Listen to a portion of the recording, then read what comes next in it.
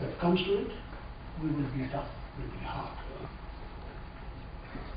So, where did we fail? When you talk of prosperous India, I would say you should divide India into two sections. The rich India and the poor India. There are places in India which after 60 years still are really very far behind. Do not visualize India by Gurgaon, by Noida, New Delhi, or cities in Punjab, or cities in Haryana, or Mumbai, or these big towns that we have.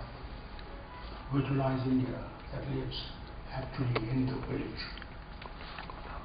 That even after 60 years, they don't have clean drinking water. They don't have electricity. They can't have 2 square meals. That is 60 years after independence. Where did we fail? What happened? Why is it that there is such disparity? I went to Arunachal Pradesh the other day to talk about this new renewable energy that I wanted to give to their villages. It will take a long time for them to have great connectivity. So God's grace, they'll be able to at least have 2 lights in their homes from the solar energy, or have micro hydro projects in their place, or have biogas projects that are now coming up in big way. What happened? When I went there and I saw their capital, you would not believe. Forgive me for my language. I thought, my God, what a shitty place this place is. That God has given it such beauty, and how we have destroyed that beauty. That my officers feel that if you are posted to such areas, it's a punishment posting. And they are looking forward to getting changed to a better place, Chandigarh, Delhi, Goa, or somewhere like this. And they want to run as quickly as possible. Unless you have people who have the feeling in their hearts that I have to take nothing from here except the good wishes of these people, and that I must serve my motherland as I would serve it anywhere, we will never change the destiny of India. Remember, unless we have those officers who have that commitment, a commitment that you are doing something which you may not see. I may not see the works that I am offering today, but the benefit of this will go to those people who have never had these benefits. You won't be able to change. If you look at the beauty of it, and I would like to have young students to sometimes get out of these areas and travel to these places. You will not believe the beauty you will see of Arunachal as you go towards the Chinese border of what God has given them. 85% covered by forest. Beautiful rivers, huge rivers, that we have not tapped up to this time.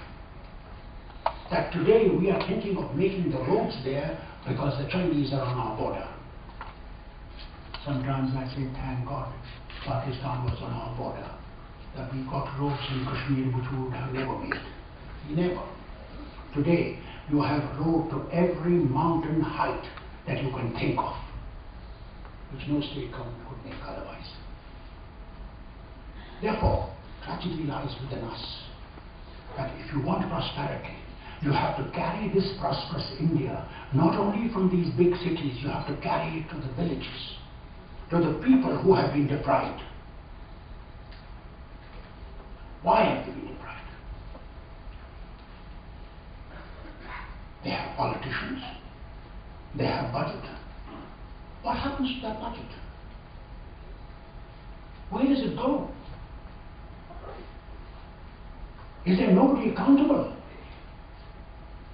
that a man makes 4,000 crores in 2 years of chief ministership. I've been chief minister over 18 years, 4 times. I just don't know how the hell do they steal money.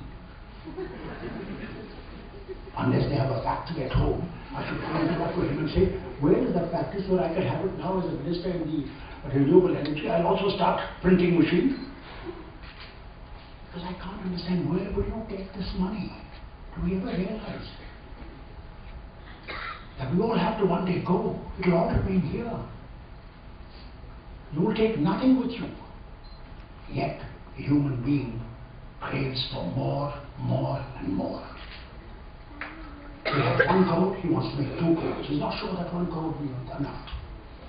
4 crores, 10 crores, 100 crores, God Almighty. That is where prosperity of India should not be judged because we have the war machine which can beat anybody in the world. Prosperity of India should be viewed by prosperity of our villagers. Can you imagine today still we have a position where in very near Delhi in Haryana they don't allow a girl child to survive. Can you imagine?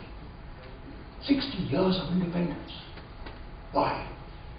हम तो लड़की को कहते हैं ये तो लक्ष्मी है और जिस बाप के पास लड़की नहीं है मैं समझता हूँ वो सबसे बदनसीब बात है.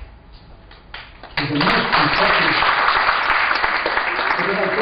have a son, I have 3 daughters. And if I have anything going wrong with me, my daughters will ring me from England, from wherever they are, they'll ring me, Dad, did you take your medicine? Did you do this thing?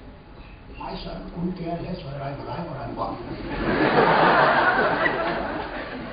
This is frankly, I'm telling you very frankly. That's why when I look at it, I say to myself, what unfortunate people who don't have a girl child. We made these machines, as a doctor I'm telling you, I'm a doctor, medical man. We made machines for good of the people, but we used them for wrong purposes. We started finding out what is the sex of the child going to be. And if the sex is female, kill it inside the womb. Do you think we really are going to ever rise to the heights that we want to rise to? Unless this disparity does not disappear, and this ugly head does not disappear where we differentiate between a girl and a boy. Where are we going to find the girls tomorrow from?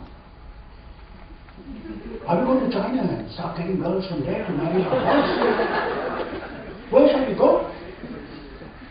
Or shall we have rapes now on the roadside? Do we ever realize that? Does any politician talk? Do they say anything like this?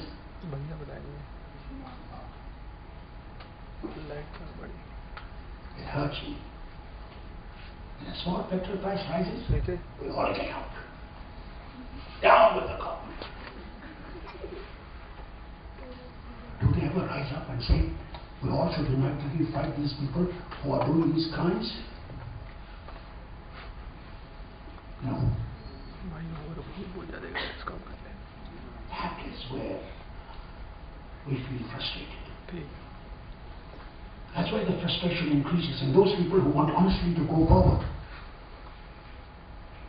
And unless young politicians come in and you take task of running this country, don't expect changes to come. Because young